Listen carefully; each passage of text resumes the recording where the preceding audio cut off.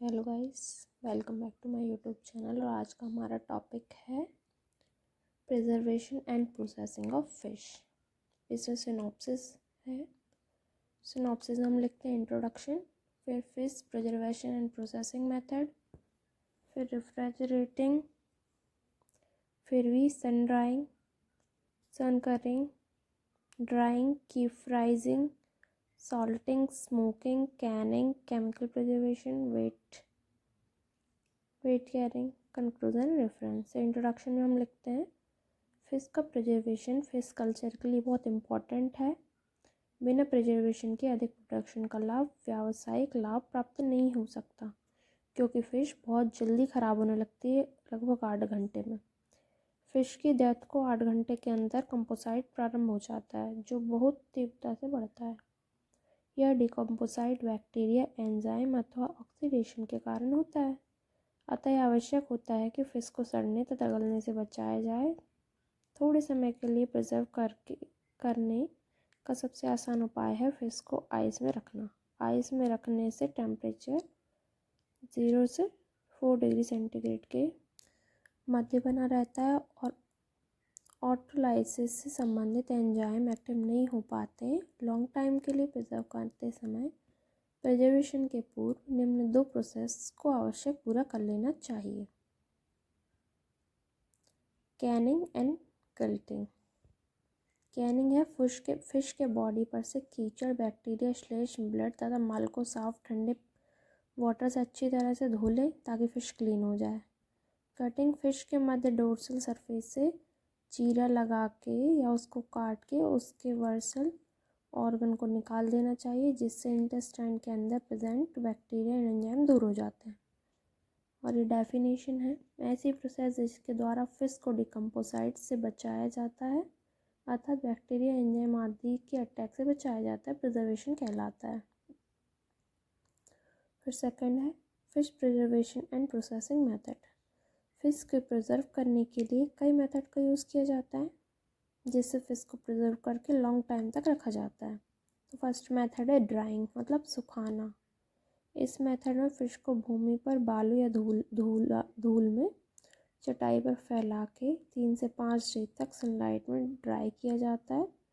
कई प्लेसेस पर फिश को रस्सी से उल्टा लटका के पीछे से रस्सी से बांध के पूंछ से ड्राई किया जाता है। And hot air container flow से भी फिश को ड्राई किया जा सकता है। बंगाल, बिहार एंड असम में कतला एंड रोहू को सनलाइट में ड्राई करके प्रिजर्व किया जाता है। रेफ्रिजरेटिंग, इस मेथड में फ़िश एवं आइस को एक बंद कंटेनर में 0 डिग्री सेंटीग्रेड टेम्परेचर पर रखकर संरक्षित किया जाता है, प्रिजर्व किया जाता है। बड़ी फ़िश में आइस के टुकड़े एब्डोमिनल कैविटी में रखे जाते हैं। जो बड़ी बड़ी फ़िश होती हैं उनकी कैविटी, मतलब वो बड़ी होती हैं तो बेसिकली उनमें ज़्यादा आइस आ जाता है, तो उनमें आइस के टुकड़े भर के रखते हैं। बट यह मेथड थोड़े समय तक फ़िश को सड़ने से बचाने के लिए यूज़ की जाती है। फिर डीप फ्राइंग मेथड में फिशेस को क्लीन करने के बाद हेड काट कर अलग कर देते हैं। इसके बाद उन्हें 18 से 20 डिग्री सेंटीग्रेड पर डीप फ्राइंग में संरक्षित करते हैं। इतने कम टेम्परेचर पर बैक्टीरिया निष्प्रभावी हो जाते हैं, अनएक्टिवेट हो जाते हैं, अतः फिशेस को लॉन्ग टाइम तक बिना दूषित किए हुए रखा जा सकता है। फिर सॉल्टिंग मेथड, सॉल्टिंग मतलब नमक खारापन जो भी होता है। इस मेथड में फ़िश को NaCl के सॉल्यूशन में से उपचारित करते हैं। सॉल्ट के द्वारा फ़िश का ऑस्मो रेगुलेशन के माध्यम से निर्जलीकरण हो जाता है।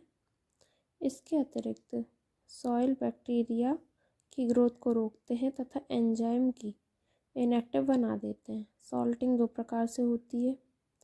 पहली मेथड में फ़िश तथा सॉल्ट की एकांतर लेयर लगाई जाती है, जिससे ड्राई सॉल्यूशन कहते हैं। इसकी दूसरी मेथड में फ़िश को 16 से 20% के प्राइम सॉल्यूशन में डुबाया जाता है और डुबोने के बाद छायादार स्थान में ड्राई किया जाता है। इसके अतिरिक्त फिशेस के ऊपर सॉल्टिंग आइस का चूरा फैलाकर भी प्रिजर्वेशन किया जाता है। सॉल्टिंग करने वाले प्लेस पर टेम्परेचर 2 से 3 डिग्री होना चाहिए। बड़ी फिशेस की सॉल्टिंग करने से पहले उनका हेड काट के अलग कर देना चाहिए। आवश्यकता होने पर फ़िश के बॉडी के टुकड़े भी किए जा सकते हैं। स्मोकिंग, फ़िश को वुड के स्मोक में प्रिजर्व किया जाता है। इसके लिए फ़िशेस को बड़े रूम्स में रखा जाता है जिसमें स्मोक के लिए पाइप्स की व्यवस्था होती है। स्मोकिंग दो प्रकार से की जाती है, cold smoking and hot. Cold smoking में सॉल्ट से उपचारित फ़िश को पहले 38 डिग्री सेंटीग्रेड पर धुआं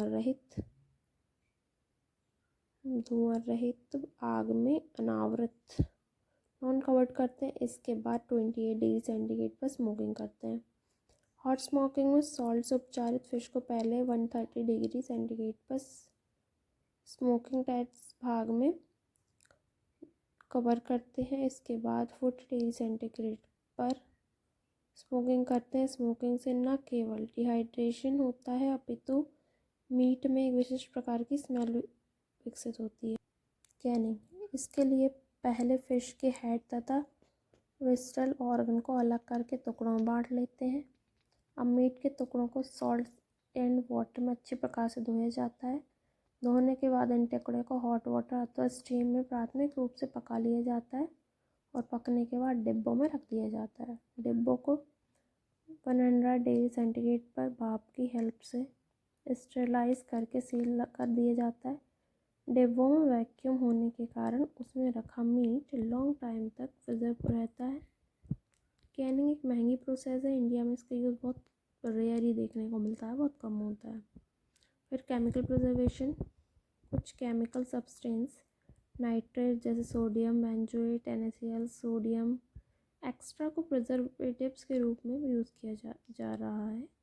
इसमें 0.02 सोडियम नाइट्रेट के साथ आइस के साथ प्रिजर्व करने पर इफेक्टिव रिजल्ट प्राप्त होते हैं। इसी प्रकार कुछ एंटीबायोटिक्स जैसे ऑक्सीटेट्रिक्लाइन, क्लोरोमाइसिन को भी प्रिजर्व के लिए यूज़ किया जा रहा है।